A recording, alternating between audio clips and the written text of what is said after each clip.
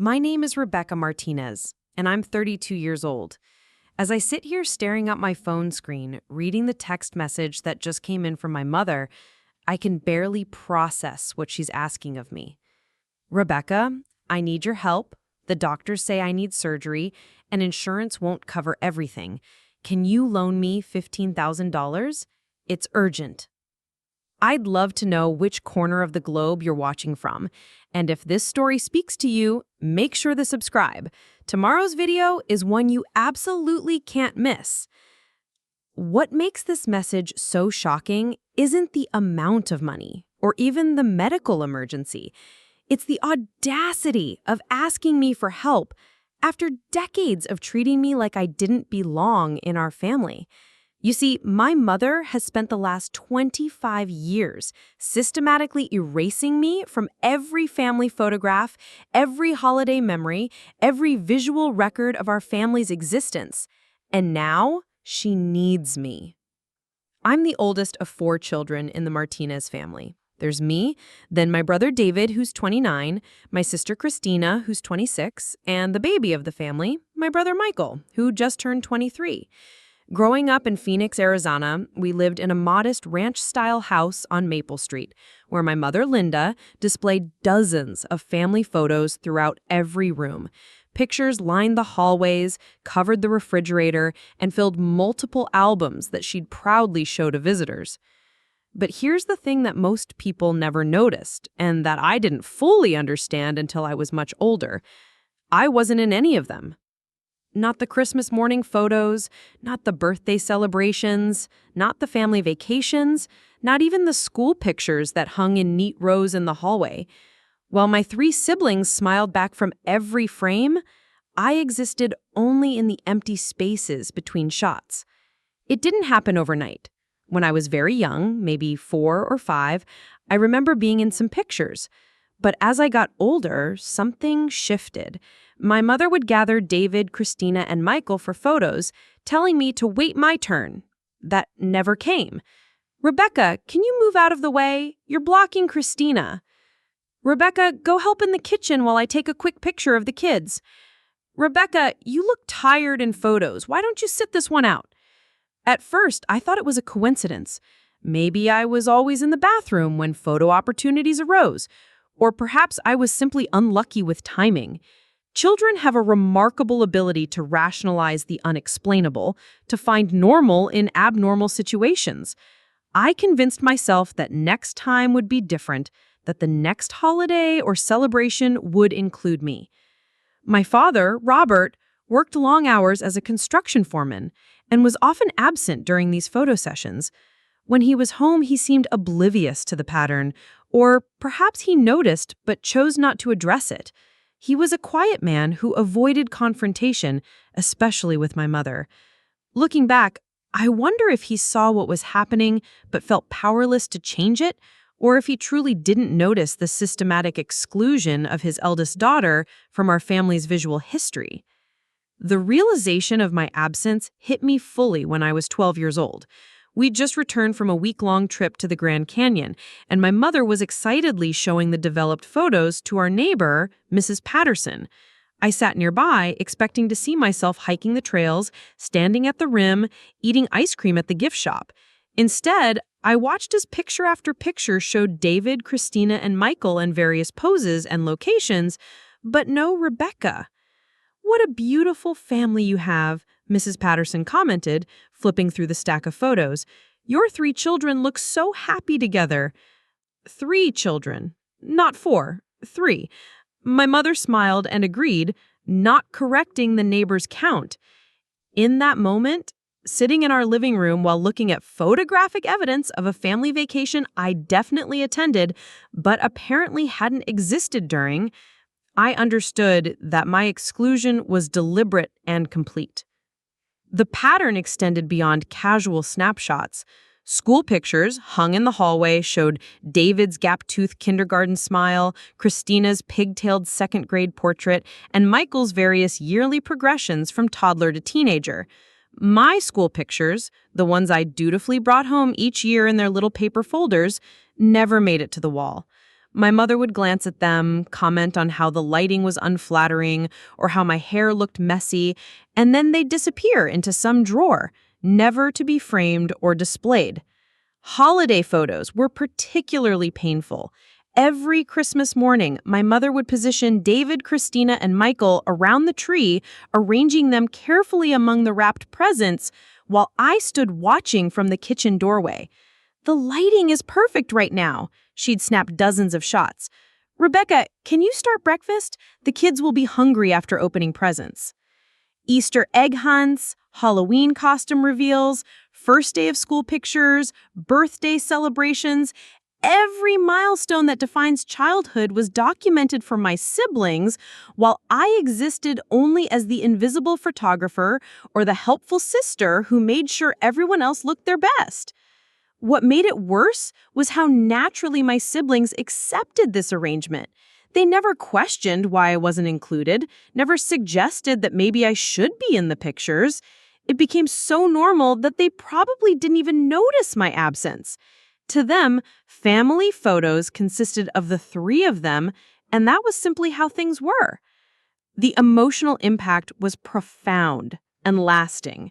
I started to internalize the message that I wasn't worth capturing, wasn't worth remembering, wasn't truly part of the family narrative.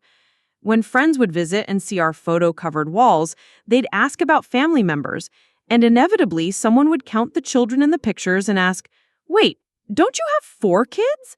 My mother would wave dismissively and change the subject, while I would feel myself shrinking, becoming even more invisible. I started avoiding situations where cameras might appear. School events, family gatherings, celebrations, anywhere that photos might be taken became sources of anxiety. I developed an uncanny ability to sense when someone was about to take a picture and would suddenly need to use the bathroom or remember something urgent I needed to do in another room. It was easier to remove myself than to risk the rejection of being deliberately excluded again. The digital age made things worse. As cameras became more accessible and social media emerged, the volume of photos increased exponentially, but my absence remained constant. Facebook albums titled "Family Fun at the Beach" or "Christmas 2015" would show the same 3 smiling faces, the same perfect family unit that somehow never included me. My mother's friends and extended family began to internalize this narrative too. Aunts and uncles would refer to Linda's 3 kids in casual conversation. Family friends would ask about David, Christina, and Michael by name, but would pause awkwardly when trying to remember if there was another child.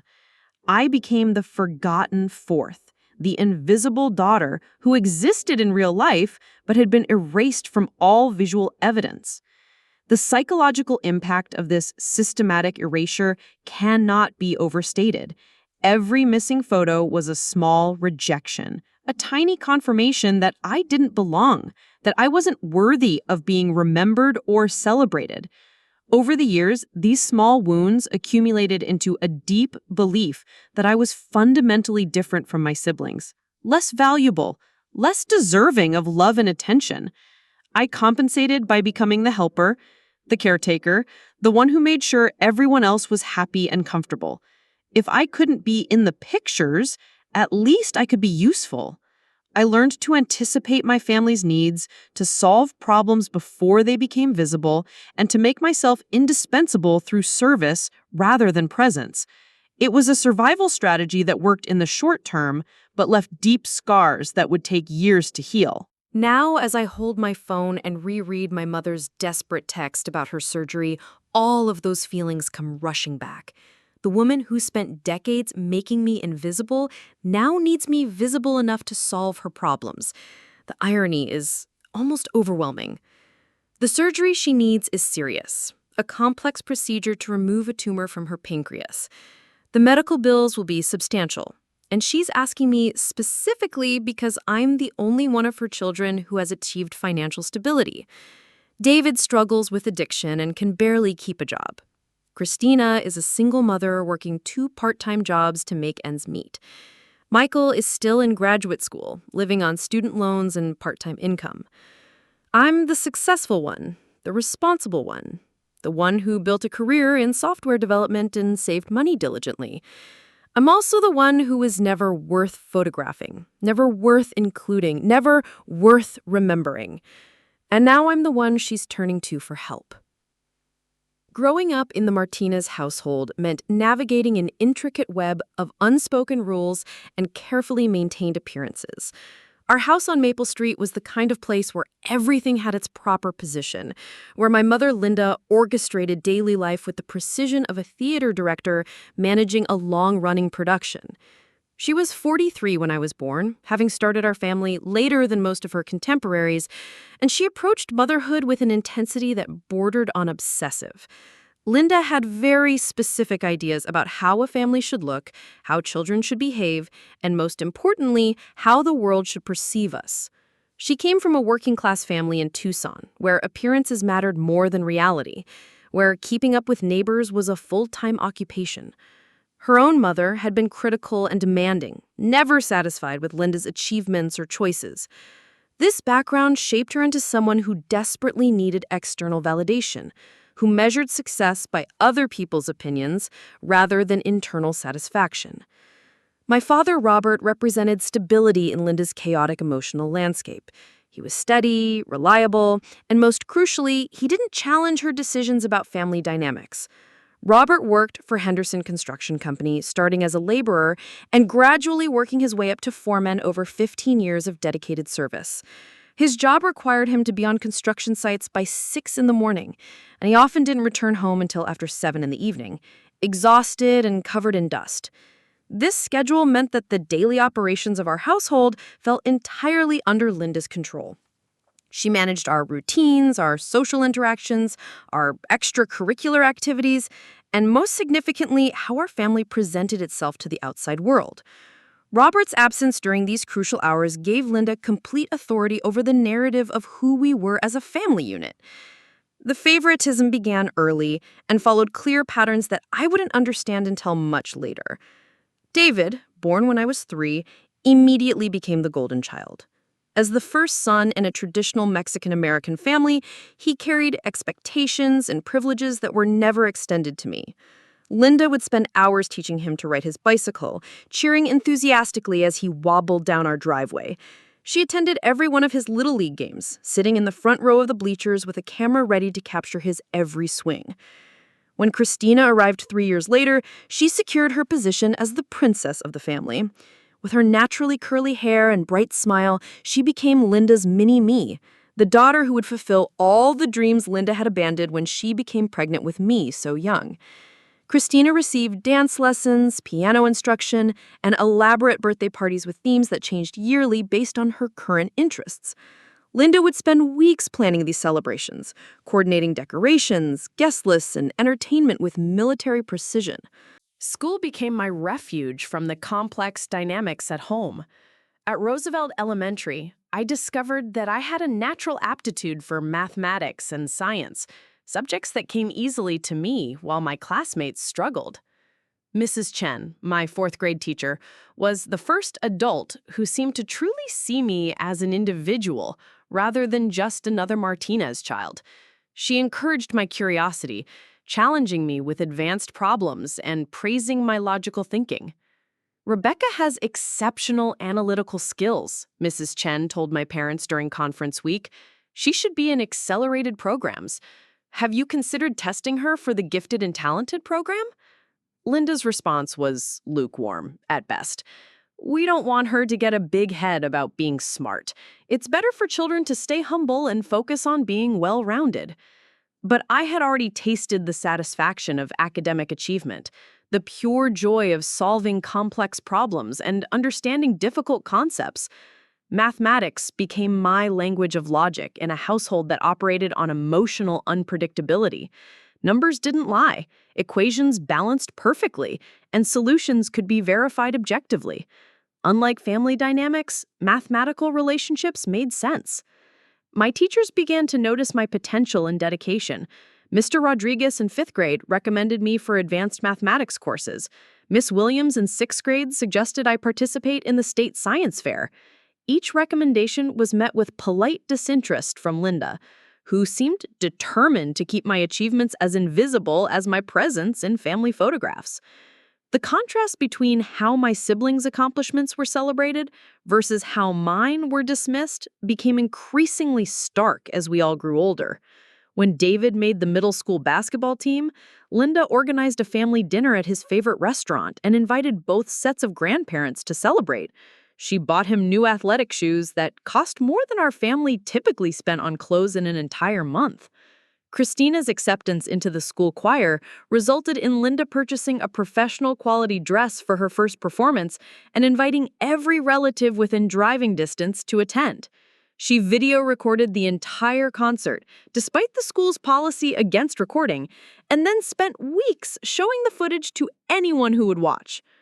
When I won first place in the regional mathematics competition, beating students from schools across 3 counties, Linda's response was a distracted, "That's nice, honey," before immediately shifting the conversation to Michael's preschool art project that she planned to frame and hang in the kitchen. The disparity wasn't lost on me, but I learned to internalize the disappointment rather than express it. Complaining about unfair treatment would only result in lectures about being grateful for what I had and not being jealous of my siblings' successes.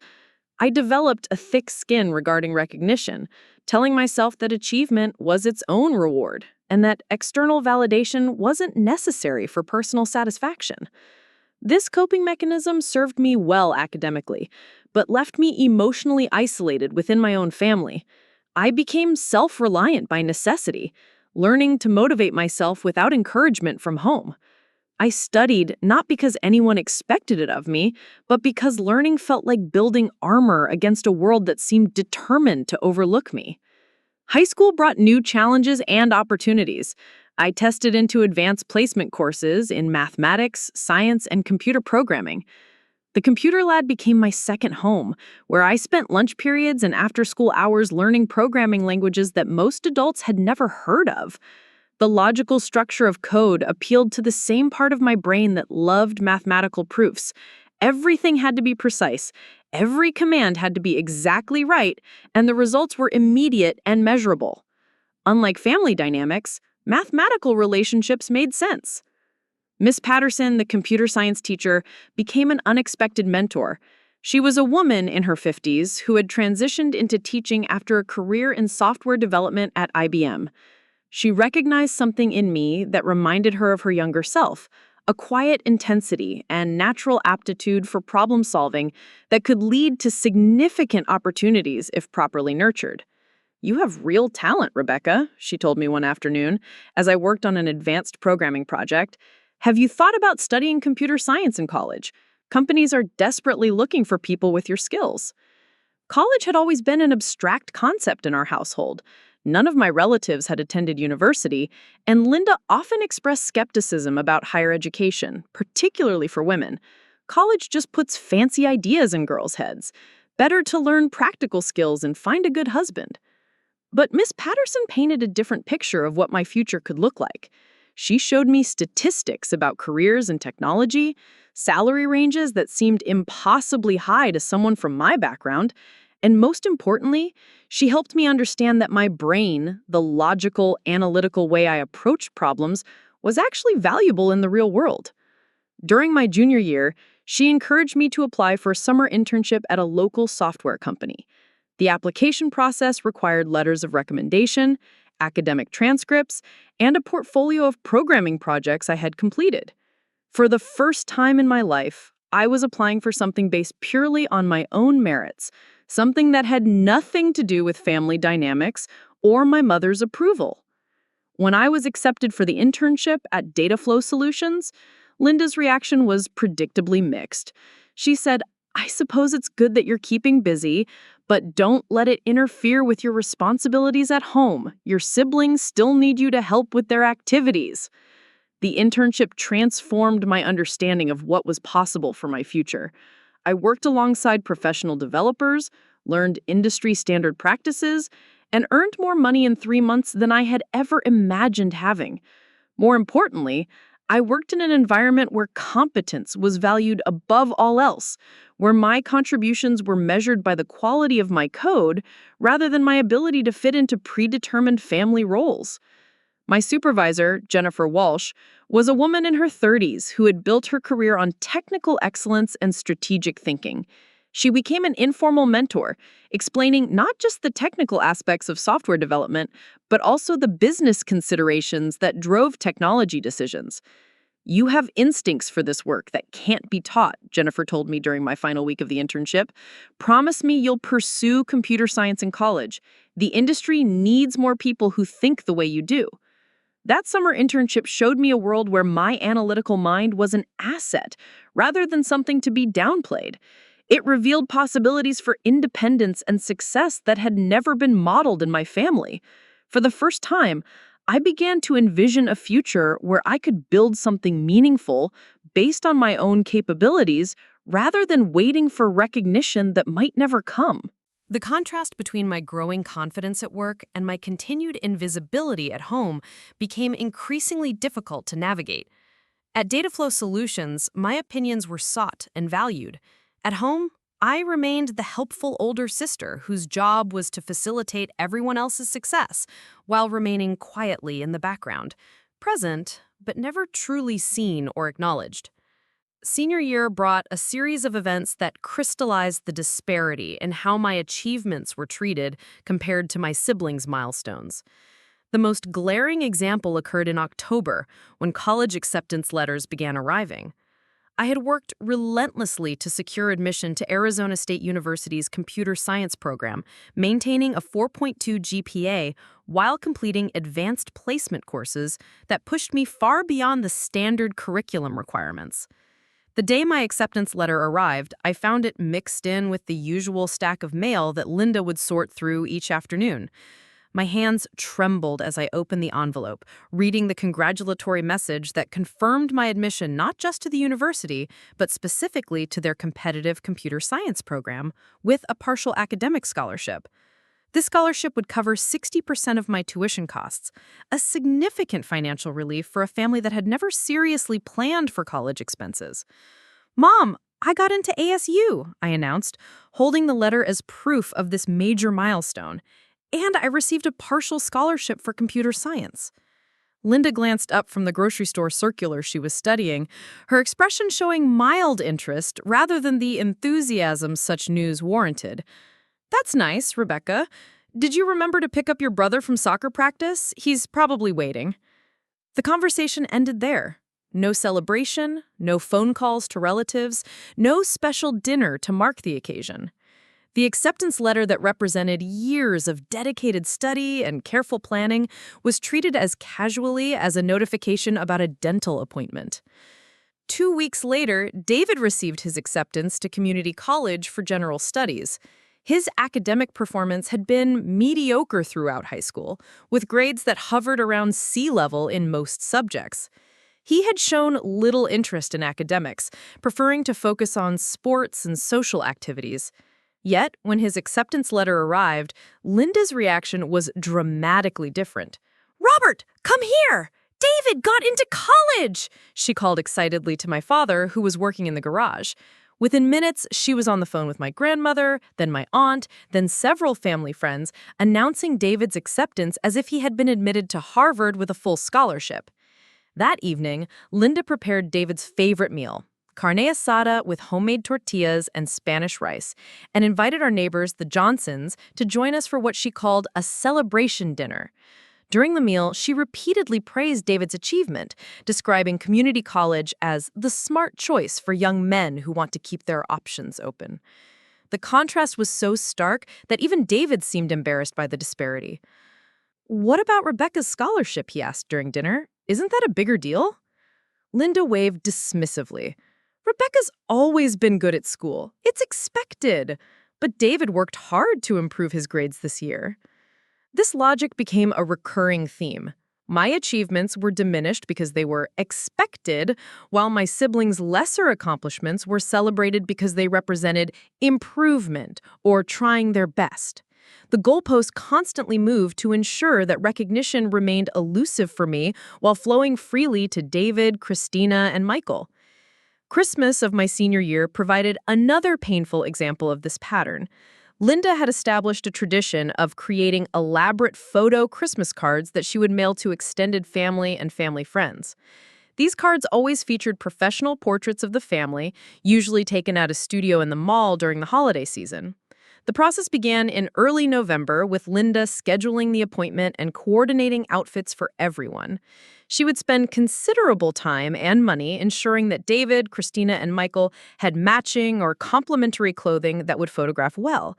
For weeks leading up to the photo session, she would discuss color schemes, pose arrangements, and backdrop options with the enthusiasm of someone planning a magazine cover shoot. When it came time for my outfit, however, the attention to detail evaporated. "Just wear something nice," Linda would say vaguely. "It doesn't really matter what, since you won't be in the main shots anyway." This casual dismissal confused me until we arrived at the photography studio and I understood her meaning. The photographer, a cheerful woman named Ms. Rodriguez, had been briefed in advance about the shots Linda wanted. The primary photos would feature David, Christina, and Michael in various groupings, all three together, the boys together, Christina alone as the only daughter. I was relegated to taking a few individual portraits that would never be used for anything significant. "Shouldn't we take some family shots with all four children?" Ms. Rodriguez asked, apparently confused by the arrangement. "Oh, Rebecca's not really the photogenic one," she explained casually, as if discussing the weather. "These three are our photogenic kids." Standing there in the photography studio, watching my siblings pose for pictures that would be displayed in dozens of homes throughout our extended family network, I felt the familiar weight of invisibility settle over me like a heavy blanket. The photographer continued to glance at me with confusion, clearly uncomfortable with excluding one family member from what should have been inclusive family portraits. The finished Christmas cards featured a beautiful family portrait of Linda, Robert, David, Christina, and Michael, with "Happy Holidays" from the Martinez family printed in elegant script below. 5 people who apparently constituted our complete family unit. I existed somewhere in the margins, the forgotten 6th member who didn't merit inclusion in our official family representation. These cards were mailed to 47 relatives and family friends, displayed on refrigerators and bulletin boards throughout Phoenix and beyond. Everywhere these cards went, they told the same story. The Martinez family consisted of 5 people, not 6. Christina's quinceañera planning that same year revealed another layer of the preferential treatment that had become normalized in our household. Linda began preparing for this celebration when Christina turned 14, treating it as the social event of the decade.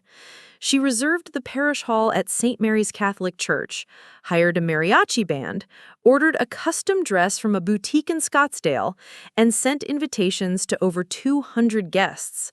The budget for Christina's quinceañera exceeded what our family typically spent in an entire year on discretionary purchases. Linda worked extra shifts at the dental office where she was employed as a receptionist, saving every additional dollar for this celebration. She approached the planning with the intensity of a professional event coordinator, creating detailed spreadsheets for guest lists, menu items, decorations, and timeline logistics. I was assigned various support roles in the preparation process, addressing envelopes, assembling centerpieces, picking up supplies from different vendors. My contribution was essential to the event's success, but my role was purely utilitarian. When the actual celebration occurred, I was expected to help serve food, manage coat check, and ensure that everything ran smoothly behind the scenes. The photography coverage for Christina's quinceañera was extensive and professional. Linda hired 2 photographers to ensure comprehensive documentation of every moment. The resulting albums contained hundreds of images. Christina in her elaborate dress, the family dancing, guests enjoying themselves, ceremonial moments with religious significance. I appeared in exactly 3 photographs, all of them showing me in the background performing service tasks rather than participating in the celebration.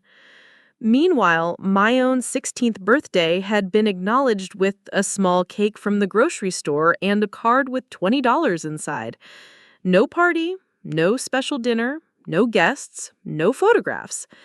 The disparity was so pronounced that even our neighbors began to notice and comment. Mrs. Johnson mentioned to my mother that she was surprised not to receive an invitation to my birthday celebration, having been included in numerous Martinez family events throughout the year. Linda's response was that I had requested something low-key because I was shy about being the center of attention. This narrative that I preferred minimal recognition became Linda's standard explanation for the differential treatment. According to her version of events, I was naturally reserved and uncomfortable with celebration, while my siblings thrived on attention and recognition. She had constructed a story that justified the exclusion by framing it as accommodation of my supposed preferences. The truth was that I had never been given the opportunity to enjoy celebration or recognition because it had never been offered. I had learned to appear satisfied with minimal acknowledgement because expressing disappointment or desire for equal treatment was met with accusations of being jealous or ungrateful. Michael's elementary school achievements provided ongoing examples of this pattern. Every A-plus paper was displayed on the refrigerator with magnetic frames. Every soccer trophy was prominently featured on the living room mantel. Every school performance was attended by both parents, often with video recording equipment that produced footage Linda would eagerly share with relatives. When Michael participated in the school spelling bee and placed third, Linda organized a celebration dinner at his favorite restaurant and created a scrapbook page documenting his achievement. When I had won the regional mathematics competition 2 years earlier, beating participants from 15 different schools, the recognition consisted of Linda saying, "That's nice," before asking me to help Michael with his homework. The academic disparity became increasingly difficult to ignore as my siblings struggled with coursework that came naturally to me. David required tutoring assistance in basic algebra, despite being a year younger than when I had completed calculus. Christina needed help with essay writing that I had mastered in middle school. Michael's homework often became a family project, with Linda, Robert, and me all contributing to ensure his assignments were completed satisfactorily. Yet my role as unofficial tutor and homework helper was taken for granted rather than appreciated. When David's grades improved due to my evening tutoring sessions, Linda praised his dedication and hard work without acknowledging the assistance that made his success possible. When Christina's science project earned an A+ because I had essentially completed the research and design, Linda celebrated Christina's natural curiosity and intelligence. The pattern extended beyond academics into every area of family life. I was expected to provide transportation for my siblings, using my part-time job income to pay for gas while receiving no compensation for the time or expense. I was responsible for household chores that would have been distributed among all 4 children in a more equitable family system. I was the built-in babysitter for Michael whenever Linda and Robert wanted to attend David's games or Christina's performances. These responsibilities were never framed as contributions worthy of recognition or appreciation. Instead, they were presented as natural expectations, the logical role for someone who is naturally helpful and good with responsibility. The fact that managing these duties while maintaining my academic performance and working part-time required exceptional time management and dedication was never acknowledged or praised. By spring of my senior year, the accumulated weight of this differential treatment had begun to affect my emotional well-being in ways I was only beginning to understand. I had spent so many years accepting invisibility as normal that I had difficulty recognizing the extent of the inequality until I began comparing my family's dynamics to those of my classmates and coworkers at Data Flow Solutions. College became my escape route from the suffocating dynamics of home, though leaving wasn't without its own complications. Arizona State University's campus in Tempe felt like stepping into an alternate universe where merit mattered more than family politics, and where my contributions were valued rather than taken for granted. The computer science program was rigorous and demanding, exactly what I needed to channel my intellectual energy into something constructive and meaningful. My dorm mate, Sarah Kim, came from a Korean American family in California, where academic achievement was not just celebrated, but expected from all children equally. During our late night conversations in our shared room at Hayden Hall, she would describe family dinners where her parents discussed her brother's engineering internship and her sister's pre-med program with the same level of enthusiasm and pride. These stories fascinated me because they revealed a completely different model of family dynamics, one where siblings supported each other's success rather than competing for limited recognition. Your family sounds really supportive, Sarah observed one evening as I described my latest phone call home, during which Linda had spent 20 minutes detailing Christina's new boyfriend and Michael's Little League batting average, while barely acknowledging my Dean's List achievement. They are, I replied automatically, the defensive response programmed after years of normalizing dysfunction. They just express it differently. But Sarah's outsider perspective began to crack the facade I had built around my family situation. When she visited Phoenix for spring break during our sophomore year, she witnessed firsthand the dynamic I had learned to navigate. The experience was eye-opening for both of us, though for different reasons. Linda prepared for Sarah's visit with unusual attention to detail, clearly wanting to make a good impression on my college friend. She cleaned the house thoroughly, planned elaborate meals, and briefed David, Christina, and Michael on proper behavior for entertaining guests. What she didn't do was include me in any of the planning or preparation, despite this being my friend visiting my family. The 3 days of Sarah's visit unfolded like a performance designed to showcase the Martinez family's warmth and hospitality. Linda took dozens of photos of Sarah with David, Christina, and Michael, creating memories of her visit that would become part of our family's visual narrative. She documented Sarah helping Michael with a puzzle, laughing with Christina about something funny that happened at school, discussing sports with David. Notably absent from these photos was me, despite being the reason for Sarah's visit and the person who had arranged her entire itinerary. Linda managed to capture Sarah's interactions with everyone except the daughter who had brought her to Phoenix. When Sarah later asked to see the photos from her visit, the collection told a story of her bonding with 3 Martinez children while somehow completely erasing the 4th. "That's really weird," Sarah said quietly as we looked through the printed photos back in our dorm room. "You were with us for everything, but it's like you weren't even there." This outside validation of what I had experienced my entire life was both liberating and devastating. For the first time, someone else had witnessed the systematic erasure and found it abnormal rather than acceptable. Sarah's confusion about my family's behavior forced me to confront the reality that my situation was not typical or healthy. The contrast between my college environment and my home life became increasingly stark as I progressed through the computer science program.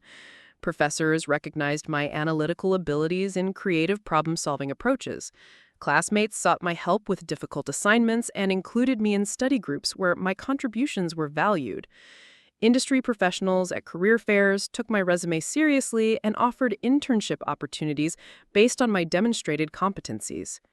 During my junior year, I secured a coveted internship at Intel's Chandler facility, competing against candidates from universities across the Southwest.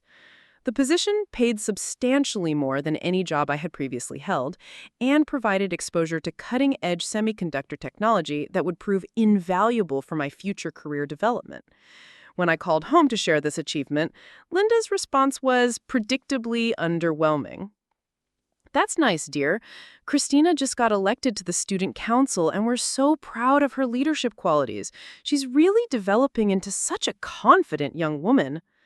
The conversation continued for 15 more minutes, detailing Christina's campaign strategy, her platform promises, and Linda's plans to attend the Student Council installation ceremony. My Intel internship, which represented a significant professional milestone and would enhance my career prospects considerably, merited less discussion than Christina's high school popularity contest. This pattern continued throughout my college years, creating an increasingly wide gap between my growing professional success and my continued invisibility within the Martinez family hierarchy. I graduated summa cum laude with a bachelor's degree in computer science, accepted a full-time position at a Fortune 500 technology company in Seattle, and began building the financial independence that would eventually make my mother's current request for surgical funds possible. The decision to move to Seattle represented more than just career advancement. It was a geographical declaration of independence from family dynamics that had constrained my personal growth for over 2 decades. The Pacific Northwest offered opportunities in the tech industry that Arizona couldn't match. But more importantly, it provided distance from the constant reminder of my secondary status within the Martinez family hierarchy. My new position at Tech Global Solutions involved developing software solutions for enterprise clients, work that required both technical expertise and strategic thinking. My supervisor, Marcus Chen, was a brilliant engineer who had built his career on innovative problem-solving and team leadership. Under his mentorship, I learned not just advanced programming techniques, but also project management skills that would prove essential for my long-term career development. You have exceptional instincts for both the technical and business aspects of this work, Marcus told me during my 6-month performance review. Have you considered pursuing an MBA to complement your technical background? The combination could open doors to leadership positions that pure technical skills alone won't access. The suggestion sparked a new phase of professional planning that would ultimately lead to the financial success that made my current dilemma possible. I researched MBA programs that offered part-time or evening schedules compatible with full-time employment, focusing on schools with strong technology management concentrations. Meanwhile, my relationship with my family continued to deteriorate, though the geographical distance provided some insulation from the daily reminders of differential treatment. Phone calls home became increasingly infrequent and unsatisfying. Linda would provide detailed updates about David's community college struggles, Christina's high school social drama, and Michael's youth sports achievements, while showing minimal interest in my professional accomplishments or personal life in Seattle. When I mentioned my acceptance to the University of Washington's evening MBA program, Linda's response was characteristically dismissive. More school? Haven't you had enough education already?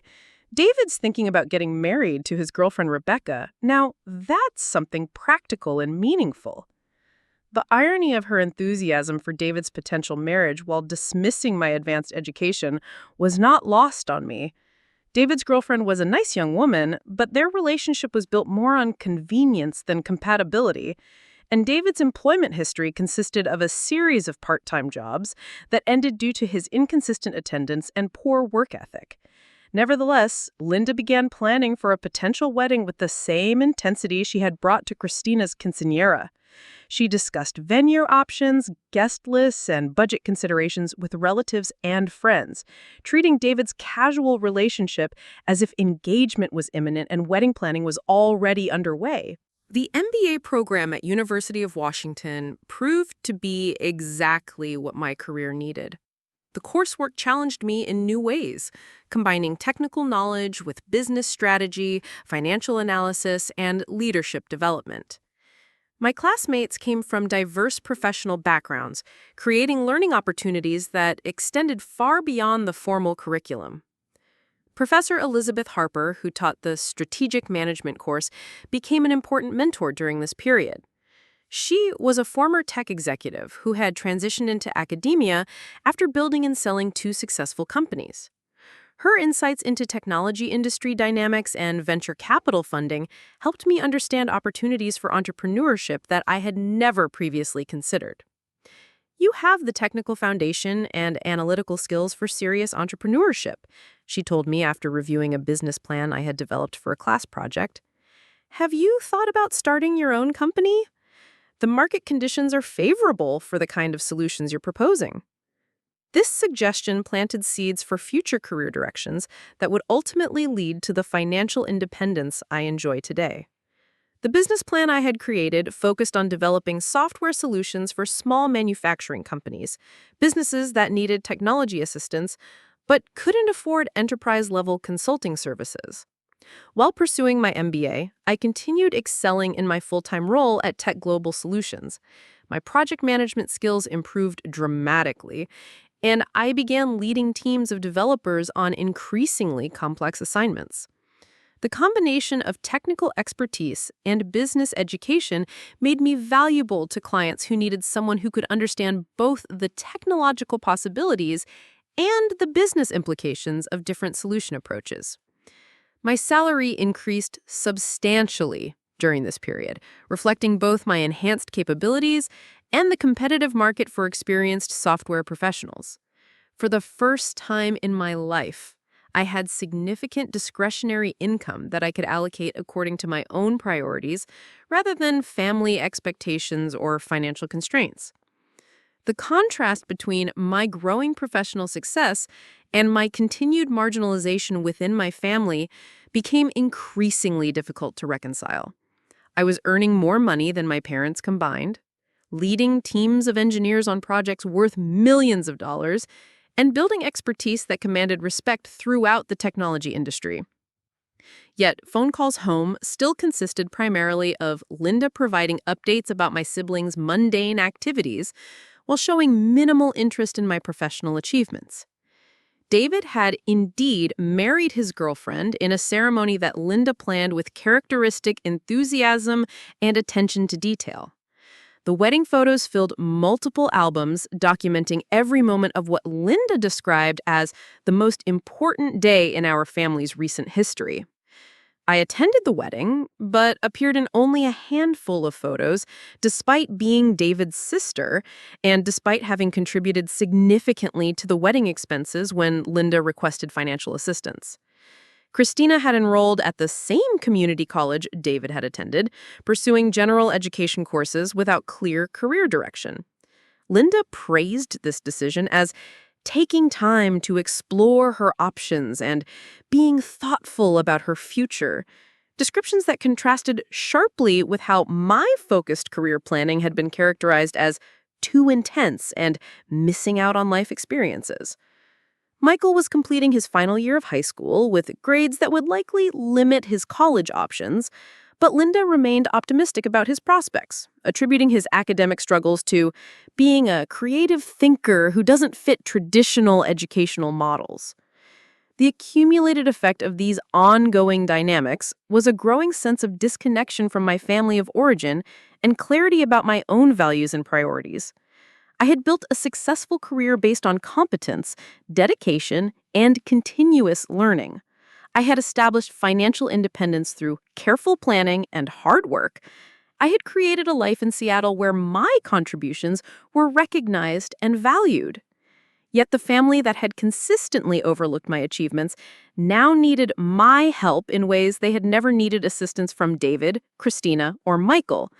The irony was profound and painful, creating the emotional complexity that makes my mother's current request so difficult to process objectively. I need some time to think about this, I replied, stalling while my mind processed the complexity of the situation. This is obviously serious, but $15,000 is a substantial amount of money. Linda's response revealed the assumption underlying her request. I understand it's a big amount, but I know you're doing well financially. David mentioned that you got another promotion last year, and Christina saw on Facebook that you bought a house. We figured you'd be able to help without it being too much of a burden. The casual mention of my siblings discussing my financial situation was disturbing on multiple levels. Despite years of minimal interest in my career or personal life, my family had apparently been monitoring my success closely enough to assess my ability to provide financial assistance. The promotion Linda referenced had indeed resulted in a significant salary increase, and the house purchase represented years of careful saving and planning. But her assumption that my financial success obligated me to solve their problems was presumptuous and offensive. The wealth I had accumulated wasn't accidental or inherited. It was the direct result of academic dedication, career focus, and financial discipline that my family had never encouraged or supported. "I'll need to review my finances and get back to you," I said, ending the conversation without making any commitments. The following days brought a series of additional calls from various family members, each designed to increase pressure for a positive response to Linda's request. David called first, his approach combining emotional manipulation with practical arguments.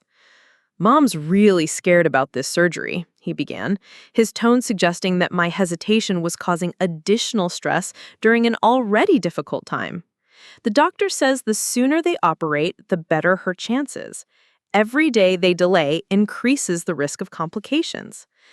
I understand the medical urgency, but this is a major financial decision that requires careful consideration." "Come on, Rebecca. You make more money than the rest of us combined. $15,000 probably isn't even that much to you anymore. For us, it's the difference between Mom getting the surgery she needs and having to choose between her health and bankruptcy." David's characterization of my financial situation revealed how little he understood about responsible money management.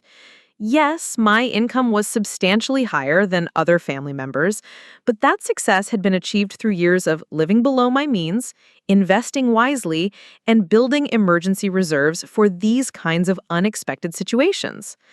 The $15,000 he dismissed as not that much represented months of careful budgeting and sacrifice.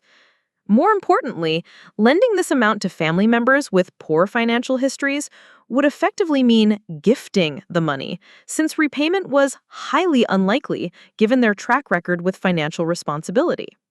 Christina's call came 2 days later, employing a different emotional strategy. "I keep thinking about how scared Mom must be facing surgery without knowing if she can afford it.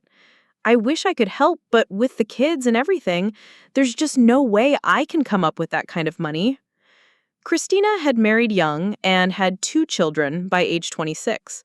Her husband worked in retail management, earning a modest but stable income that was stretched thin by their lifestyle choices. They lived in a house they couldn't quite afford, drove cars with payments that consumed a significant portion of their income, and maintained spending habits that left little room for emergencies or savings.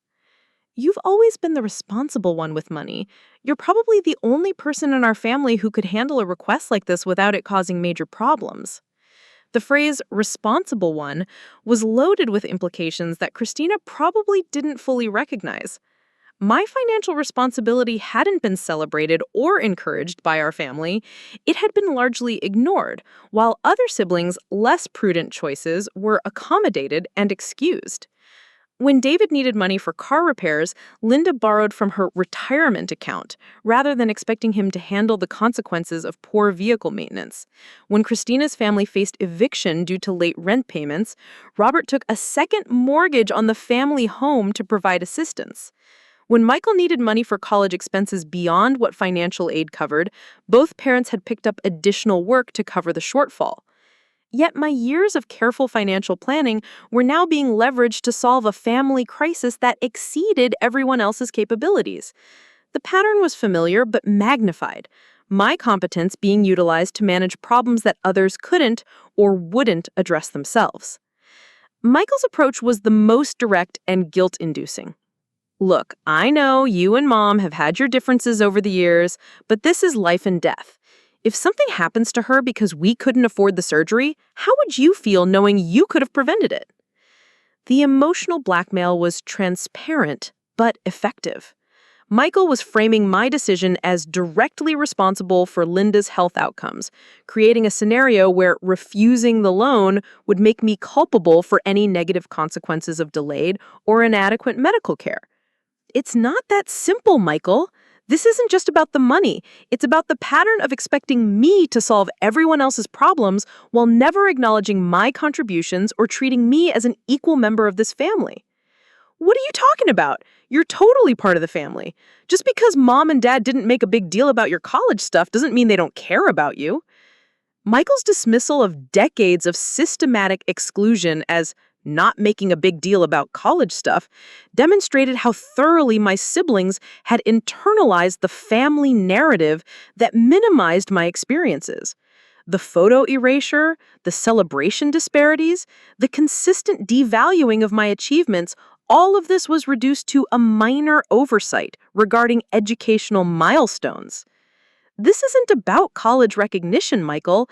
This is about 25 years of being treated as less important than everyone else in this family, and now suddenly being expected to be the family's financial savior when everyone else falls short. The conversation deteriorated from there, with Michael accusing me of being selfish and holding grudges, while I tried to explain dynamics that he either never noticed or chosen to ignore. By the time we ended the call, the family pressure campaign was in full effect, with multiple members coordinating their appeals to maximize guilt and minimize my ability to refuse. The final manipulation came from Linda herself in the form of a text message that arrived while I was at work the following Monday. The message included a photograph that stopped me cold, a family portrait from David's wedding that I had never seen before. The image showed Linda, Robert, David, Christina, and Michael arranged in a formal pose outside the church after the ceremony. Everyone was smiling, dressed in their wedding attire, looking like the perfect family celebrating a joyous occasion. I was nowhere in the photograph, despite having been present for the entire wedding and having contributed financially to the celebration. This isn't about one photograph, Mom. This is about a lifetime of photographs. This is about Christmas cards that went to 47 relatives, showing a family of 5 instead of 6. This is about family albums that tell the story of 3 children instead of 4. This is about systematically erasing me from the visual history of this family while now expecting me to solve everyone's financial problems. I pulled out my laptop and opened a folder I had prepared during the flight. I brought some examples, since apparently no one has noticed the pattern. The slideshow I had created was devastating in its comprehensiveness. Christmas morning photos spanning 15 years, all featuring David, Christina, and Michael while I remained absent. Birthday celebrations where I was the photographer rather than a participant. Family vacation shots from trips I definitely attended but apparently hadn't existed during. School achievement displays in the hallway that included my siblings' accomplishments while omitting mine. This is what I've been living with, I continued as the images progressed on my laptop screen. 25 years of being treated as invisible unless you need something from me. 25 years of having my achievements dismissed while celebrating much smaller accomplishments from everyone else. 25 years of being the family helper, babysitter, tutor, and now financial savior while never being considered worthy of inclusion in your actual family narrative. David was the first to speak, his voice quiet and defensive. We never meant to exclude you. It's not like we were trying to hurt your feelings. Intent doesn't matter when the impact is this consistent and devastating. Whether you meant to exclude me or not, the result has been the same. I've spent my entire adult life wondering why I wasn't worth photographing, why my college graduation with honors was less important than David's community college acceptance, why Christina's quinceañera merited months of planning while my 16th birthday got a grocery store cake. Christina's eyes had filled with tears as the implications of my presentation sank in. I never realized. I didn't think about it from your perspective. Of course you didn't think about it because you were always included. You were always celebrated. You never had to wonder whether you mattered to this family because the evidence of your importance was displayed on every wall and in every photo album. Linda attempted to regain control of the narrative. Rebecca, you're misinterpreting isolated incidents and turning them into something much bigger than they actually are. We love you just as much as your siblings. Family love isn't measured by photographs. You're right that love isn't measured by photographs, but respect is, recognition is, value is. And by those measures, I've been consistently found lacking in this family. I closed the laptop and faced Linda directly. Now, let's talk about your surgery and the $15,000 you need. You contacted me specifically because I'm the only one of your children who has achieved financial stability. I monitored your career success and property purchases closely enough to assess your ability to provide this assistance. You've calculated that I have resources the others lack. Well, yes, you've done very well for yourself. We're proud of your success. Are you? Because there's no evidence of that pride anywhere in this house. There are no photos of my college graduation, no mention of my career achievements, no recognition of the advanced degrees or promotions that made this financial capability possible. You're proud of my success only now, when you need it to solve a problem. The room remained silent as my family absorbed the accuracy of this assessment. Robert shifted uncomfortably in his chair, apparently recognizing the validity of my observations, but uncertain how to respond. So, here's what's going to happen.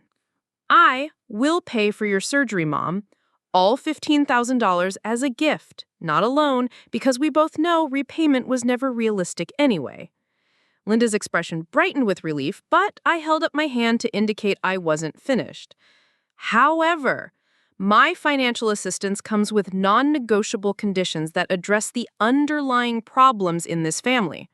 First, you will acknowledge publicly and specifically that you have 4 children, not 3. This means correcting people when they refer to your 3 kids, including me, in family descriptions and ending the narrative that this family consists of 5 people.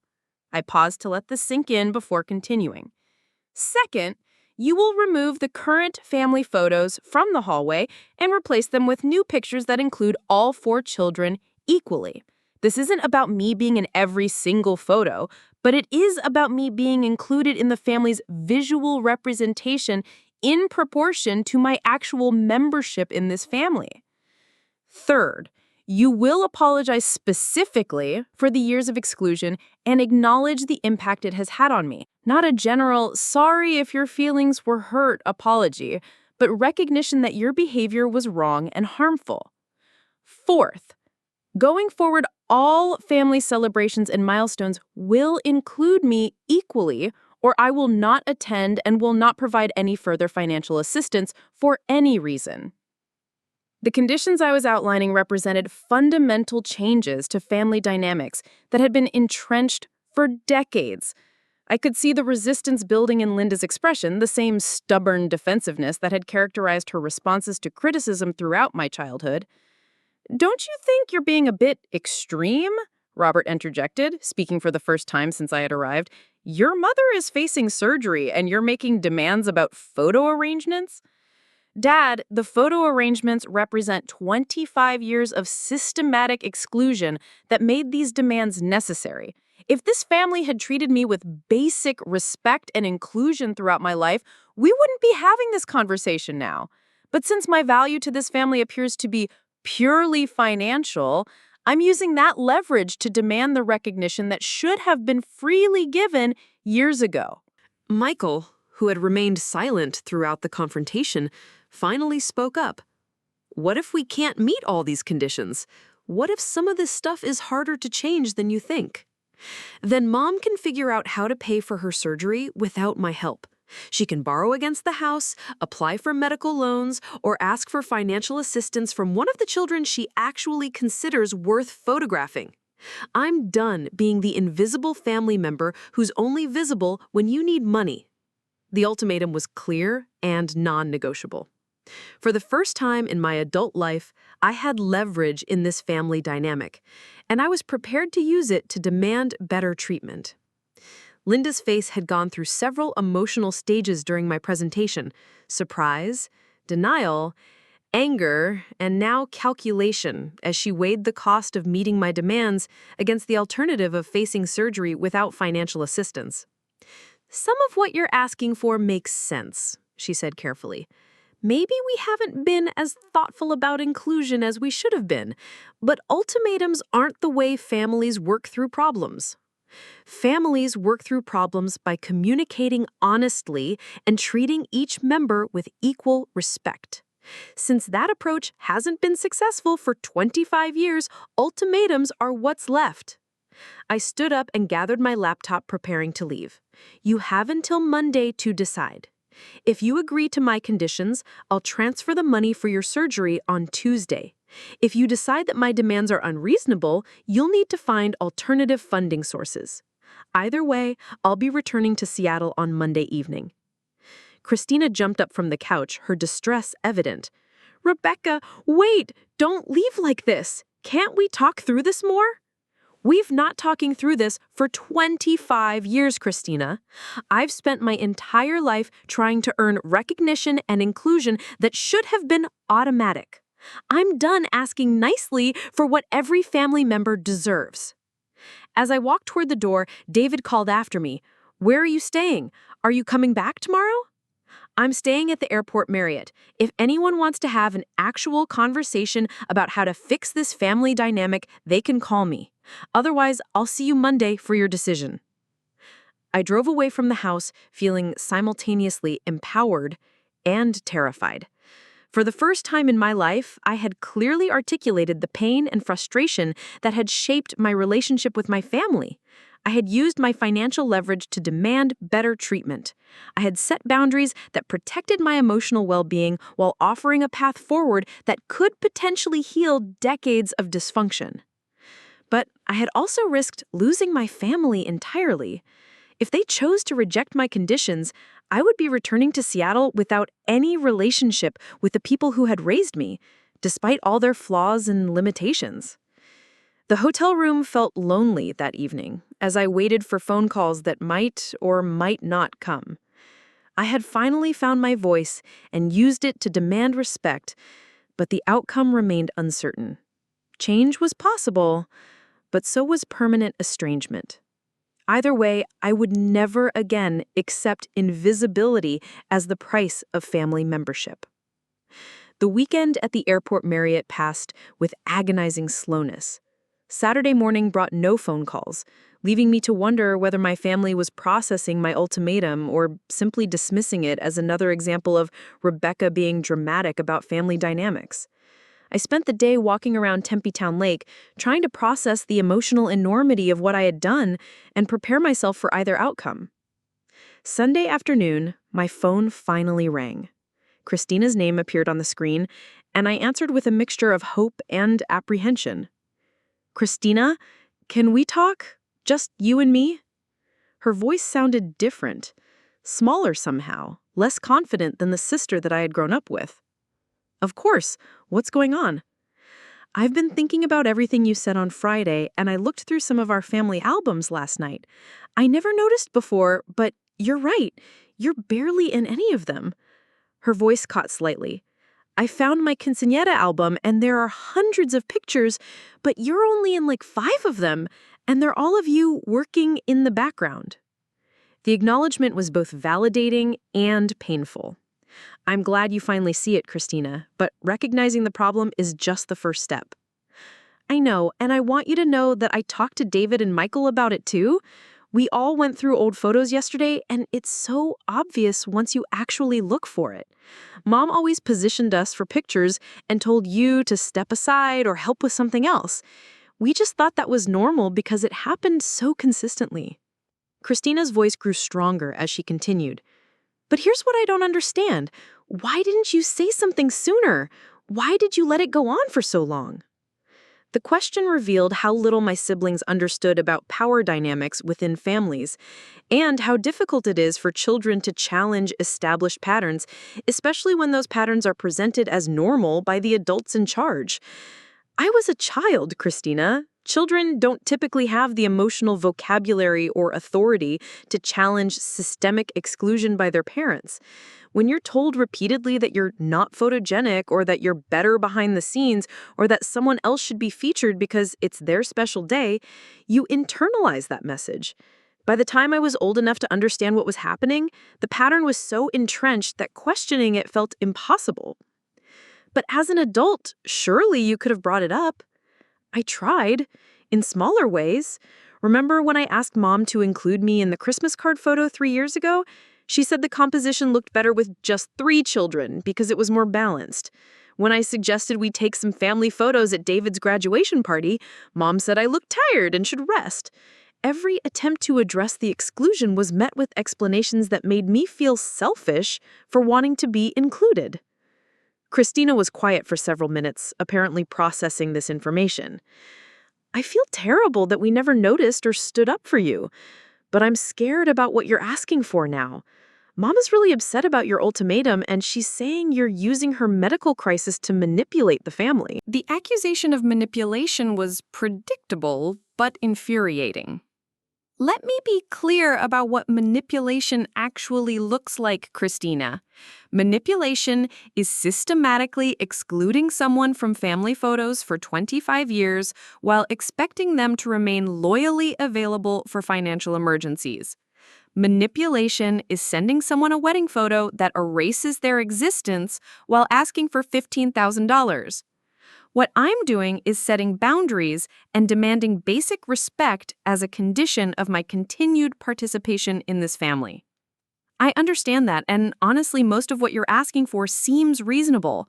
But Mom is focused on the timing, saying that holding her surgery hostage isn't fair. This framing revealed how thoroughly Linda had distorted the situation to maintain her position as the victim, rather than acknowledging her role in creating the crisis.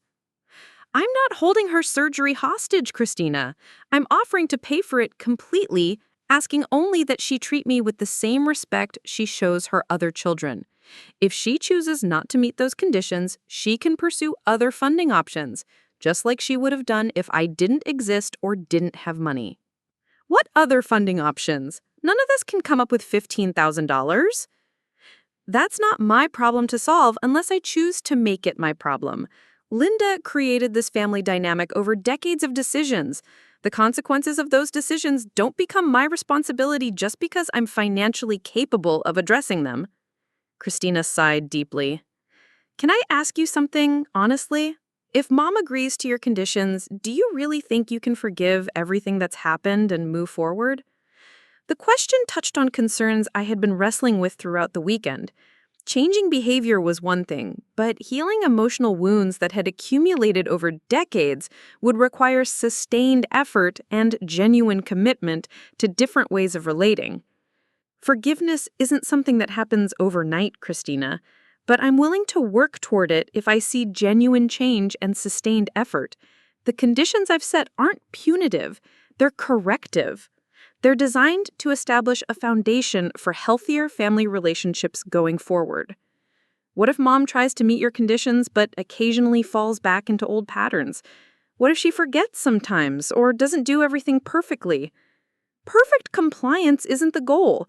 Genuine effort and acknowledgement of past mistakes is. If Linda occasionally forgets to include me in family descriptions but corrects herself when reminded, that's different from deliberately continuing the exclusion. I can work with imperfection if it's accompanied by authentic commitment to change. After we ended the call, I felt cautiously optimistic that at least some family members were beginning to understand the legitimacy of my concerns. But Christina's report about Linda's resistance suggested that Monday's decision might not be as straightforward as I had hoped.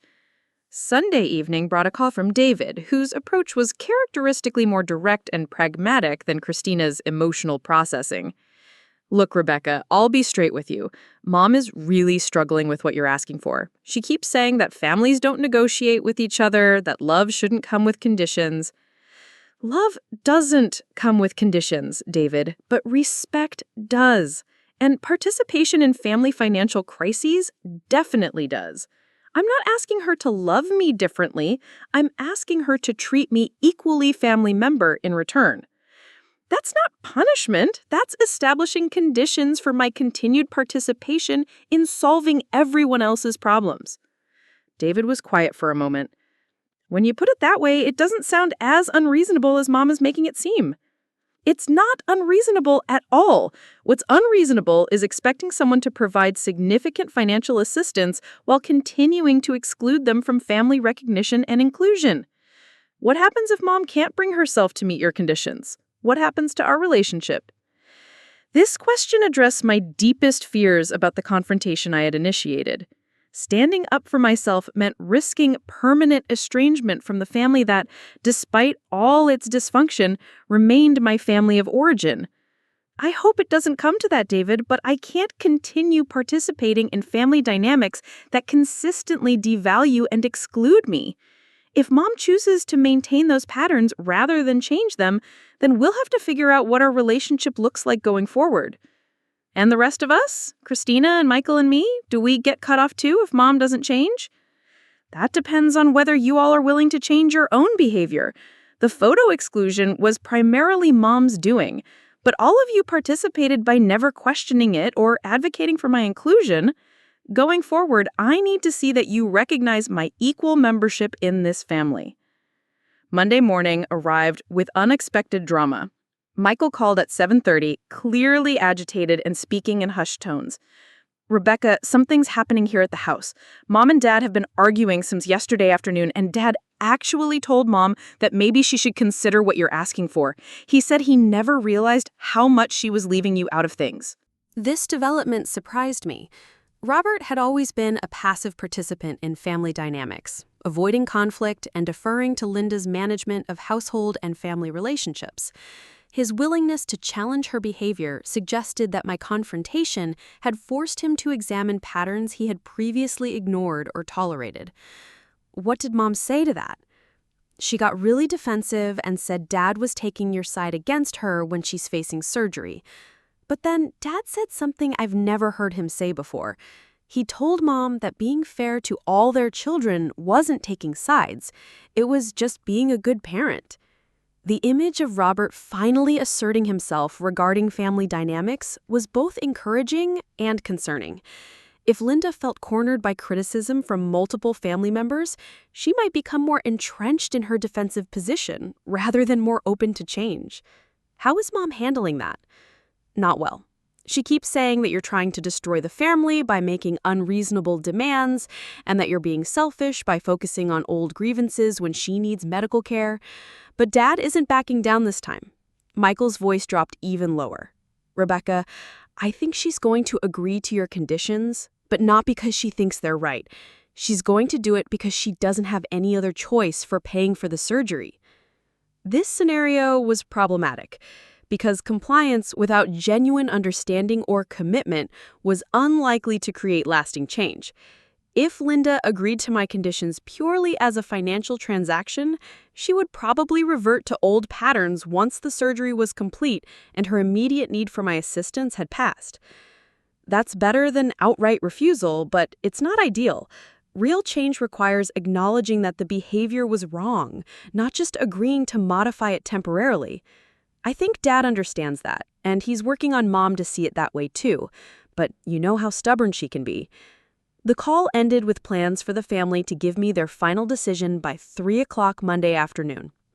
I spent the morning alternating between anxiety about their response and determination to maintain my boundaries regardless of their decision. At 2:45, my phone rang with a call from the Martinez home number. Linda's voice was formal and strained when I answered. Rebecca, we've decided to accept your conditions. The words I had hoped to hear, but her tone suggested this decision had been reached reluctantly rather than enthusiastically. All of them? Yes, all of them. I'll arrange to have new family photos taken that include all 4 children equally. I'll correct people when they refer to 3 children instead of 4, and I'll apologize for not being more thoughtful about inclusion over the years. The apology she was offering was qualified and incomplete, falling short of the specific acknowledgement I had requested, but it was more than she had ever provided before, and it represented a starting point for potentially deeper conversations. When would you like me to transfer the money? The hospital requires payment by Wednesday morning for Thursday surgery. I'll transfer $15,000 to your account tomorrow morning. But Linda, I want to be clear that this isn't just a one-time transaction.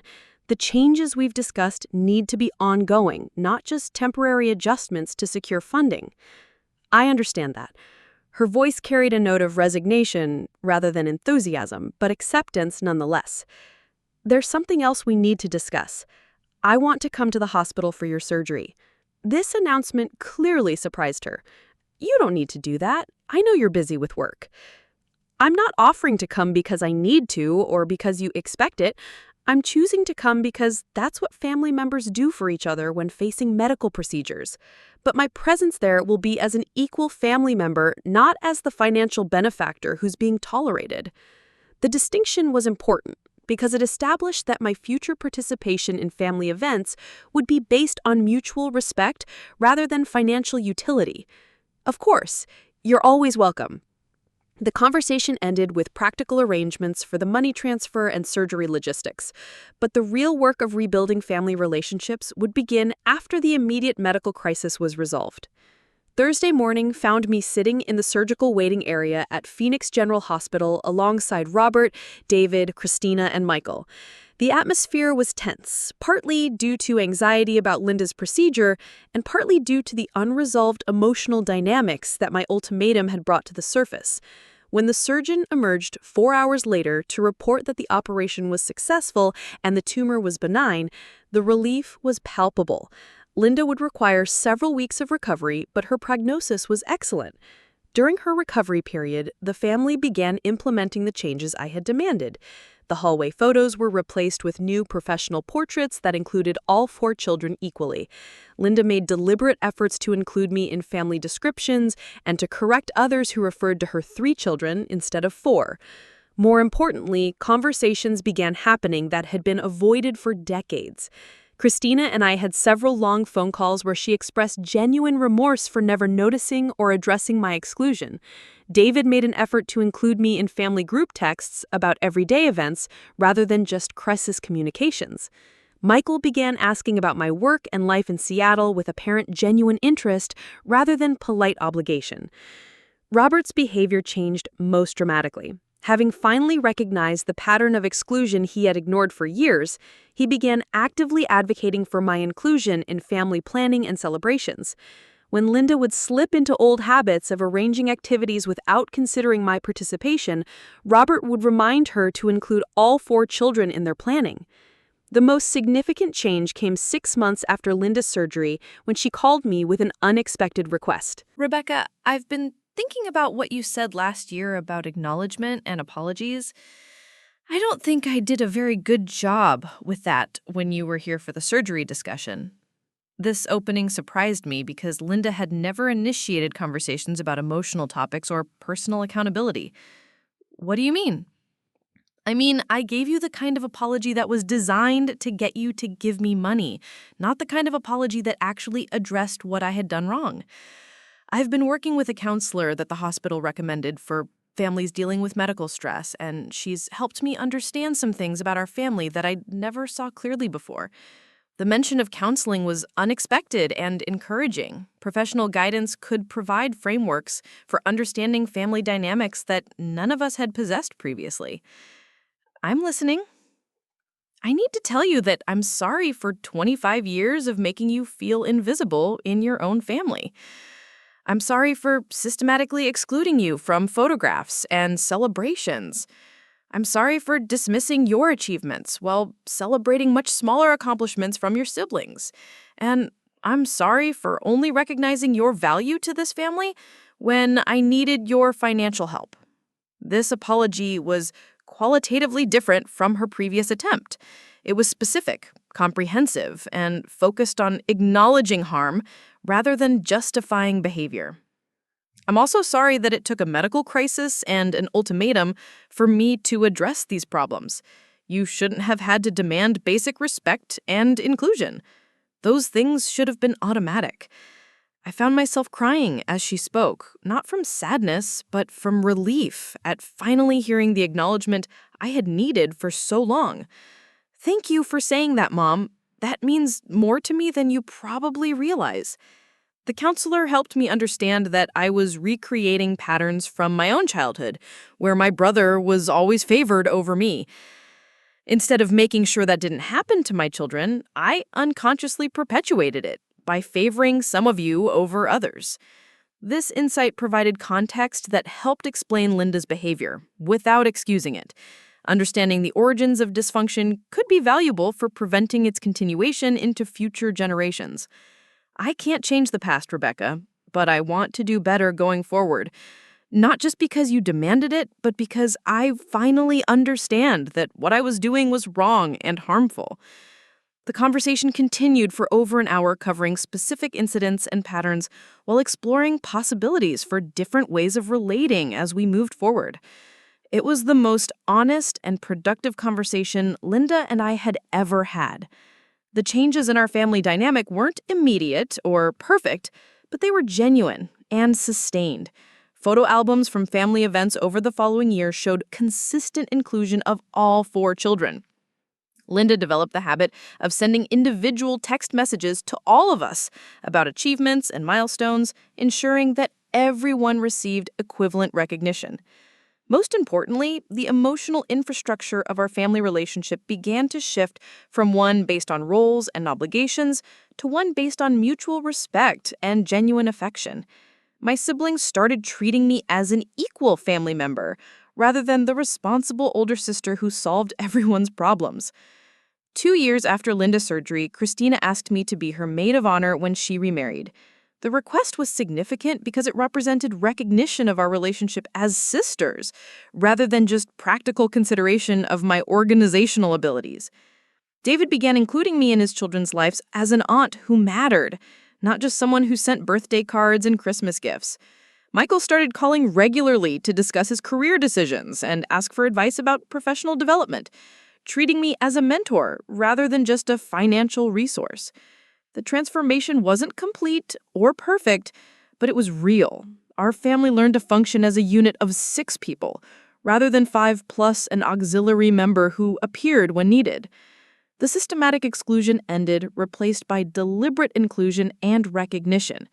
Most importantly, I learned that standing up for myself didn't destroy our family relationships, it improved them. By demanding better treatment, I forced everyone to examine patterns that had been harmful and unsustainable. The short-term conflict created space for long-term healing. Linda's surgery was successful, her recovery was complete, and the money I provided was never mentioned again as a debt or obligation. It became what it should have been from the beginning: one family member helping another during a medical crisis, without conditions or expectations beyond basic human decency. The wedding photo that had triggered my ultimatum was eventually replaced in Linda's album with a new family portrait taken at Christina's second wedding. This photo shows 6 people: Linda, Robert, David, Christina, Michael, and me standing together as equals, all smiling genuinely, all clearly belonging to the same family narrative. Looking at that new photograph, I'm reminded that sometimes the most loving thing you can do for your family is refuse to accept treatment that diminishes your worth. Sometimes demanding respect is the first step towards creating relationships that actually deserve it. My mother needed my money to save her life, but I needed her acknowledgement to save our relationship. In the end, we both got what we truly needed, and our family became stronger for having faced its dysfunction honestly and directly. The invisible daughter finally became visible, not by shrinking herself to fit others' expectations, but by standing tall and demanding the recognition that had always been her birthright. Looking for more? We've got 2 amazing stories ready for you right on screen. If this one touched you, these are absolutely worth your time. Click to watch them now. And hey, subscribe and hit that bell to never miss our latest uploads.